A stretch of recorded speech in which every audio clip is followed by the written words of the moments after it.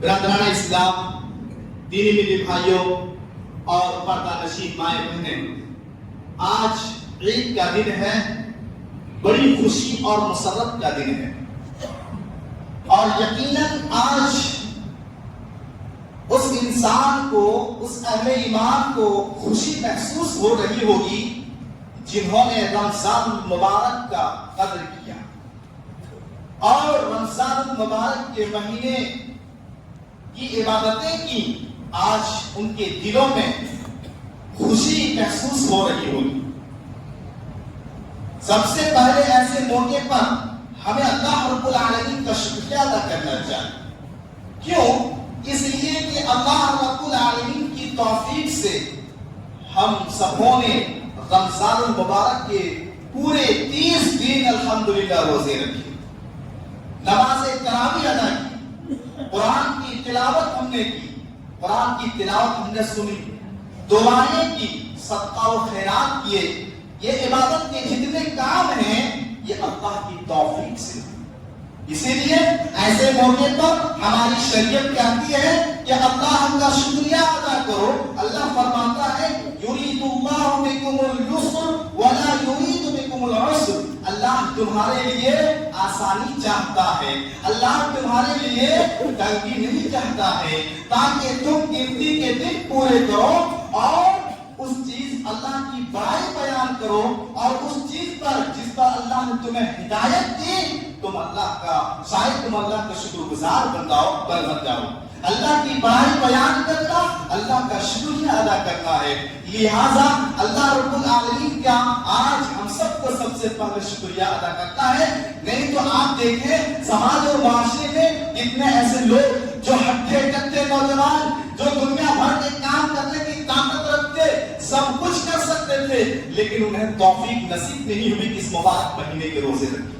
کتنے ایسے لوگ ہیں جو رمضان جیسا مہینہ گزر گیا لیکن انہیں نماز کی پابندی کی توفیق نصیب نہیں، قرآن سننے کی توفیق نصیب نہیں، قرآن پڑھنے کی توفیق نصیب نہیں، دعا کرنے کی توفیق نصیب نہیں۔ اسی لیے اللہ نے ہمیں توفیق دی تو سب سے پہلے ہم اللہ کا شکریہ ادا کریں۔ میرے بھائیوں، آج یہ خوشی کا دن ہے، یہ عید کا دن ہے۔ عید کس کے لیے ہے؟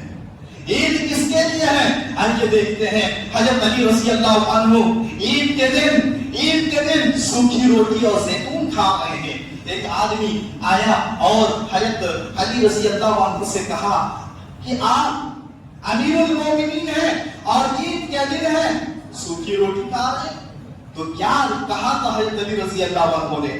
کہا کہ دیکھو عید اس کے لیے نہیں جو نیا لباس پہن لے، نئی جوتیاں پہن لے، اچھے کپڑے پہن لے، عمدہ کھانا کھا لے۔ کہا عید اس کے لیے ہے جس کے روزے قبول ہو گئے ہوں، جس کی نمازیں قبول ہو گئی ہوں، جس کی تلاوت قبول ہو گئی ہوں، جس کی دعائیں قبول ہو گئی ہوں، رمضان المبارک کی عبادتیں قبول ہو گئی ہوں۔ کہا عید اس کے لیے ہے۔ اس لیے ہم اللہ سے دعا کرتے رہے کہ اللہ تعالیٰ ہماری عبادتوں کو قبول فرما لے۔ جو بھی رمضان میں ہم نے عبادتیں کی ہیں ان عبادتوں کو اللہ تعالیٰ قبول فرما لے، یہ دعا ہمیں کرتے رہنا چاہیے۔ میرے بھائیوں، اور ایک خاص بات یہ کہ دیکھیے رمضان المبارک کے مہینے میں ماشاءاللہ کتنے ایسے لوگ تھے جو بڑے جوش و جذبہ کے ساتھ عبادت کی، ایمان کا جوش دکھایا، ایمان کا جذبہ دکھایا، اللہ کے گھر آئے، نمازوں کو پابندی سے پڑھے، تراویح کی نماز پابندی کے ساتھ ادا کی۔ لیکن افسوس اس بات پر ہوتا ہے کہ جب رمضان المبارک کا مہینہ رخصت ہو جاتا ہے تو وہی انسان ایسا لگتا ہے کہ جیسے کبھی اس نے نماز پڑھی ہی نہیں، ایسا لگتا ہے کہ جیسے کبھی اس نے روزے رکھے ہی نہیں، ایسا لگتا ہے جیسے کبھی وہ اللہ کے گھر میں حاضری دیے ہی نہیں۔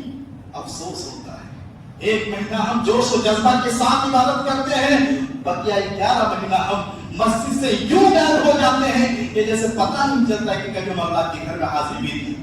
ایسا نہیں ہونا چاہیے۔ اللہ کے رسول صلی اللہ علیہ وسلم فرماتے ہیں کہ اللہ کو وہ عمل پسند ہے جو ہمیشہ ہو، جس عمل پر مداومت ہو، جو عمل کنٹینیو ہو، اگرچہ وہ عمل کم ہو لیکن وہ عمل ہمیشہ ہو، کنٹینیو ہو۔ نماز پڑھ رہے تھے، پابندی کے ساتھ پڑھتے رہے، روزے رکھ رہے تھے، تو روزے رکھتے رہیں. کیسے؟ شوال کے روزے. ابھی آ رہے شوال، اس میں 6 روزے ہیں، اس کی بھی بڑی فضیلت آئی ہے، اس لیے شوال کے 6 روزے بھی رکھیں. اسی طریقے سے عرفہ کا روزہ ہے، محرم کا روزہ ہے، ہر سوال جمعرات کا روزہ ہے. ہم اور آپ کیا سمجھتے ہیں کہ صرف رمضان کا روزہ ہے تو رمضان کو رمضان ہم روزہ رکھتے ہیں. نہیں، پورے سال میں آپ دیکھیں ہفتے میں روزے ہیں، ایام 20 کے روزے ہیں اور نفلی روزے ہیں. ان روزوں کو بھی رکھنا چاہیے. تو میرے بھائیوں میں بتانا یہ چاہتا ہوں کہ دیکھیے ہمارے عمل میں مداومت ہونا چاہیے، کنٹینیو ہونا چاہیے. ہم جو بھی عمل کر رہے ہیں کیونکہ یہ عمل اللہ کو بہت پسند ہے، بہت پسند ہے. اور میرے بھائیوں، اللہ رب العالمین نے جس آیت سے میں نے خطبے کا آغاز کیا، اس آیت میں کیا پیغام دیا ہے؟ وَاعْبُدْ رَبَّكَ حَتَّى يَأْتِيَكَ الْيَقِينُ. اللہ نے کیا پیغام دیا اس آیت میں؟ عبادت کب تک؟ عبادت کب تک؟ کیا صرف رمضان تک؟ نماز عید تک؟ کب تک عبادت کرنی چاہیے؟ اس کا جواب اللہ رب العالمین اس آیت کریمہ میں دے رہا ہے. وَاعْبُدْ رَبَّكَ حَتَّى يَأْتِيَكَ الْيَقِينُ. اللہ فرما رہا ہے اللہ کی عبادت کرتے رہو یہاں تک کہ موت آ جائے. معلوم یہ ہوا عبادت سے روکنے والی اگر کوئی چیز ہے تو وہ موت ہے. عبادت سے روکنے والی کوئی چیز ہے تو وہ موت ہے. ہم بہانہ کرتے ہیں کہ ہم دکان کی وجہ سے نماز نہیں پڑھ پا رہے ہیں، یا کاروبار کی وجہ سے نماز نہیں پڑھ پا رہے ہیں، یا فلاں کام کی وجہ سے نماز نہیں پڑھ پا رہے ہیں. یہ سارے بہانہ دنیائی میں رہ جائے گا. اللہ رب العالمین جب آخرت میں کل سوال کرے گا سب سے پہلے نماز کے بارے میں ہم کیا جواب دو گے؟ ہم دکان میں بیٹھتے تھے، کیا جواب دو گے؟ ہم کاروبار میں لگے ہوئے، نماز کے بارے میں سوال ہوگا. اس لیے میرے بھائیوں اللہ رب العالمین فرما رہا ہے کہ عبادت اس وقت تک کرتے رہو جب تک کہ تمہیں موت نہ آ جائے. لہذا جس اللہ کے ڈر سے ہم رمضان میں روزے رکھ رہے تھے، جس اللہ کے ڈر سے رمضان میں ہمارے حلق سے ایک قطرہ پانی بھی نہیں جاری کی نماز ادا کی، جس رب کے ڈر سے ہم نے رمضان میں دعائیں کی، جس رب کے ڈر سے رمضان میں ہم نے صدقہ و خیرات کیا، وہ رب صرف رمضان کا رب نہیں ہے. وہ اللہ صرف رمضان کا اللہ نہیں ہے، وہ رب شوال کا بھی ہے، ذوالقعدہ کا بھی ہے، ذوالحجہ کا بھی ہے. پوری زندگی کا وہ رب ہے، ہماری پوری زندگی کا وہ رب ہے. اس لیے اس رب کے ڈر سے جیسے ہم نے رمضان میں جوش و جذبہ دکھایا، اسی طرح ہماری زندگی کی آخری سانس تک یہ جوش و جذبہ ہونی چاہیے. میرے بھائیوں آخری بات میں بتا کر اپنی بات ختم کروں گا. یہ اجتماعی عبادت ہے. عید کا دن یہ خوشی کا دن ہے، مسرت کا دن ہے. میرے بھائیوں ہمارے اندر جس طریقے سے آج ہم اکٹھے ہو کر پورے امت مسلمان آج نماز عید کر رہے ہیں اور یہ دنیا والے کو پیغام دے رہے ہیں کہ امت مسلمان ایک ہیں، تو جس طریقے سے ہم یہ پیغام دے رہے ہیں آپس میں ہمیں اتحاد کی ضرورت ہے، آپس میں ہمیں مل کر رہنے کی ضرورت ہے، آپس میں ہمیں اختلاف نہیں کرنا، انتشار پیدا نہیں کرنا، ایک دوسرے سے دوریاں، ایک دوسرے کے لیے دلوں میں نفرتیں، ایک دوسرے کے لیے بغض، ایک دوسرے کے لیے حسد، ایک دوسرے کے لیے کینہ کپٹ نہیں. یہ اجتماعی عبادت ہمیں یہ پیغام دے رہی ہے کہ اللہ رب العالمین کے لیے ہم ایک ہو جائیں، اتحاد اپنے صفوں میں پیدا کریں. آج ہماری صفوں میں اختلاف ہے، آج ہماری صفوں میں انتشار ہے. وجہ یہ ہے کہ آج یہ مسلمان ذلیل ہے، رسوا ہے، ہر جگہ بدنام ہے، ان کی کوئی حیثیت نہیں رہ گئی. کیونکہ ہم بکھر چکے ہیں، منتشر ہو چکے ہیں. کوئی اپنے برادری کو لے کر، کوئی اپنے مسلک کو لے کر، کوئی اپنی ذات کو لے کر، کوئی اپنے منصب کو لے کر آج ہماری صفوں میں دوریاں ہیں، ہماری صفوں میں آج نفرتیں ہیں. اس نفرت کو آج ختم کیجیے. یہاں سے یہاں تک کہ اٹھو کہ اللہ کے لیے آج ہم ایک دوسرے سے گلے لگیں گے، مبارکباد پیش کریں گے اور ہمارے دلوں میں جو نفرتیں ہیں، جو دشمنیاں ہیں، ایک بھائی سگے بھائی سے آج نفرتیں ہیں، ایک مسلمان دوسرے مسلمان کے دلوں میں آج نفرتیں ہیں. یہ عید ہمیں پیغام دے رہی ہے کہ آپس میں ایک ہو جاؤ، اتحاد پیدا کرو، اتحاد پیدا کرو. نہیں تو ہماری حیثیت کیا ہو رہی ہے دنیا کے اندر ہم سب دیکھ رہے ہیں، ہماری آنکھوں کے سامنے ہے.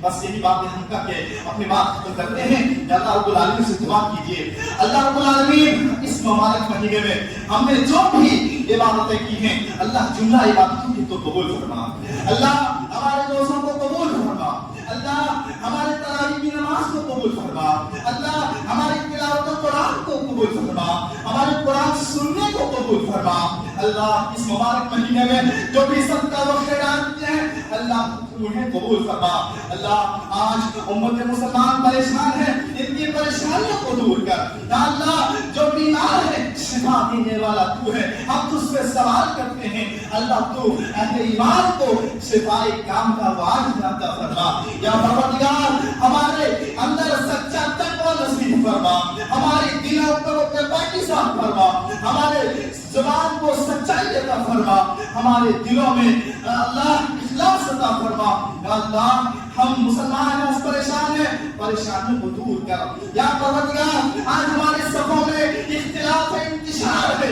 اللہ ہمارے صفوں میں تو اتحاد پیدا فرما اللہ یہ امت مسلمان شرک و بدعت خرافات کے دہانے پہ ہے شرک و بدعت خرافات میں پھنستے جا رہے ہیں اللہ تو ہدایت دینے والا ہے ہم تجھ سے سوال کرتے ہیں اللہ امت مسلمہ کو شرک بدعت اور خرافات سے حفاظت فرما اللہ ہمیں عذاب قبر سے بچا وہ عذاب قبر جو تنہائی کا گھر ہے جو مٹی کا گھر ہے جو کیڑے مکوڑے کا گھر ہے اللہ جہاں ہمیں تنہا رہنا ہے اکیلے رہنا ہے اندھیرا گھر ہے اللہ اس قبر میں میرے آواز کے علاوہ کوئی ساتھ جانے والا نہیں ہے اللہ ہم تجھ سے سوال کرتے ہیں کہ ہمیں تو عذاب قبر سے بچا دے اللہ ہم تجھ سے سوال کرتے ہیں ہمیں عذاب جہنم سے بچا لے وہ جہنم جس کی دھڑکتی ہوئی آگ سونے آگ اللہ اس آگ سے اگر بچانے والا ہے تو اللہ تو بچانے والا ہے تو ہمیں عذاب جہنم سے بچا عذاب قبر سے بچا اللہ ہم تجھ سے سوال کرتے ہیں اللہ ہمیں جنت الفردوس نصیب فرما اللہ ہمیں جنت الفردوس نصیب فرما اللہ جن کی اولاد نہیں ہے ہم تجھ سے سوال کرتے ہیں تو انہیں صاحب اولاد عطا فرما جن کی اولاد نافرمان ہو چکی ہے بے ناروی کے شکار ہو چکی ہے اللہ ان کی اولاد کو فرما بردار بنا دے ان کی اولاد کو ہدایت دے دے اللہ جو صاحب اولاد نہیں ہے اللہ کو انہیں صاحب اولاد بنا دے اللہ جن کی اولاد ہے ان کی اولاد کو ان کے حق میں باعث رحمت بنا دے اللہ کتنے ایسے لوگ ہیں اللہ اپنی اولاد کے لیے جن کی شادی جوڑے نہیں لگ رہے ہیں پریشان ہیں اللہ تو ساری مصیبتوں کا حل کرنے والا ہے اللہ ان کا انتظام کر دے ان کی جوڑے نصیب فرما اس ماں باپ کے بوجھ کو ہلکا کر دے اور ان کے لیے آسان راستے عطا فرما اللہ اس دنیا میں جب تک تو ہمیں زندہ رکھ ایمان اور عقیدہ توحید پر زندہ رکھ اللہ ہمارے ملک میں بھی امن و سکون عطا فرما ہمارے ملک میں بھی امن و سکون عطا فرما ہمارے ملک میں بھی امن و سکون عطا فرما اللہ یہ امت مسلمان جہاں بھی اس پر ظلم ہو رہے ہو اللہ ان ظالموں کو تو ہلاک کر دے ان ظالموں کو تو نیست و نابود کر دے اور مظلوموں کی تو اللہ حفاظت فرما مظلوموں کی تو اللہ مدد فرما اللہ جب تک زندہ رکھ عقیدہ توحید پر زندہ رکھ اور جب خاتمہ ہو کلمہ لا الہ الا اللہ پر ہمیں خاتمہ نصیب فرما آمین تقبل رب العالمین